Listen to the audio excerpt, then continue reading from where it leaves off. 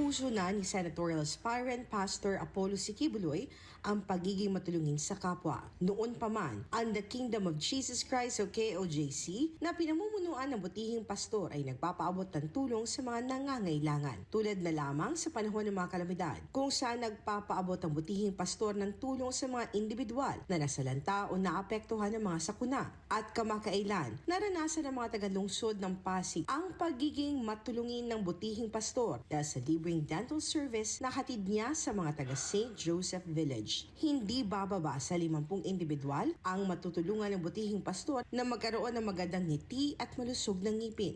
Salamat Pastor Kibuloy. Napakalaking pribilehyo na meron po kayong adhikain or layunin sa mga ginagawa po ninyong kagaya nito, dental mission, na kami po ay nakakalibre pastor ng palinis, pangulo po upang mas damo pa naming maalagaan ang mga ngipin namin at makakangiti kami ng maayos. Salamat Pastor, God bless. Pastor, salamat po sa libreng dental service. Salamat po kasi mas confident po kaming makapag-smile po. Thank you po Pastor at mas marami pa po kayong matulungan na kababayan po. Pastor, maraming salamat po sa libreng dental service po nakapagpalulis po kayo ng ngipin.